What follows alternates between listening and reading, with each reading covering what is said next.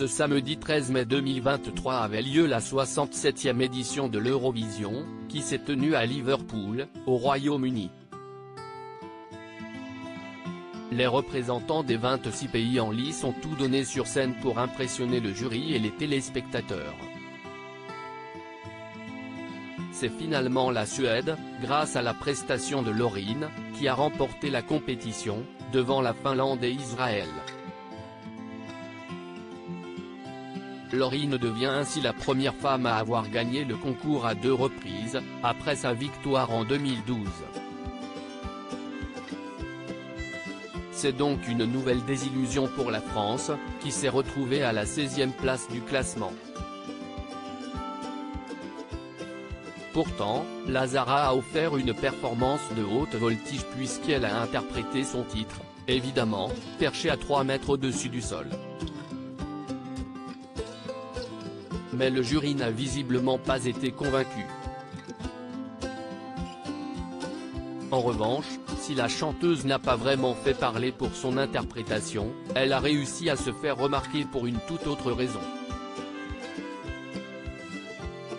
Lazara @slam, un geste qui a fait polémique alors que les présentateurs britanniques procédaient au décompte des votes. La caméra s'est posée un instant sur Lazara, qui a semblé faire un doigt d'honneur face à l'objectif. Un geste qui n'est pas passé inaperçu et a suscité la colère des téléspectateurs. Ils ont été nombreux à condamner l'attitude de l'artiste canadienne, fort déçue de l'image renvoyée du pays dont elle défendait les couleurs pour l'occasion.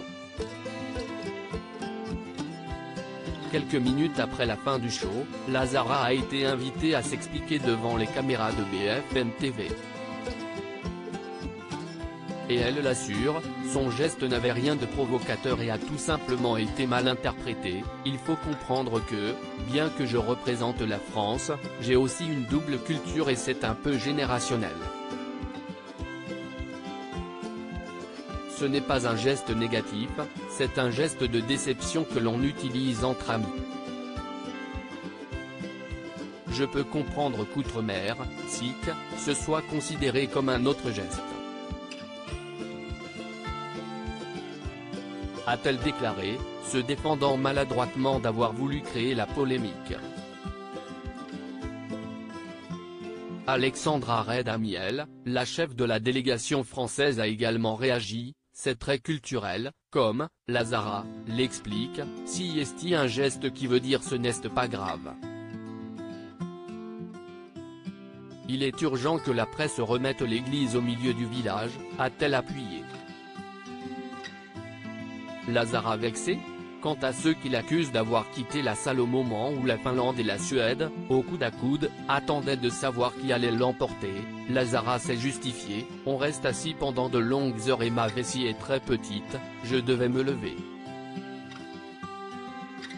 Une excuse qu'elle a réitérée sur la toile, j'ai été faire pipi et je suis revenu m'asseoir à ma place. On se calme, a-t-elle répondu à un tweeto qui lui demandait des comptes.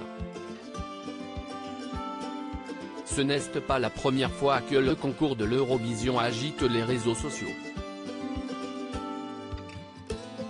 En 2021, le chanteur du groupe italien Måneskin se retrouvait au cœur de la polémique, accusé d'avoir consommé de la cocaïne en direct.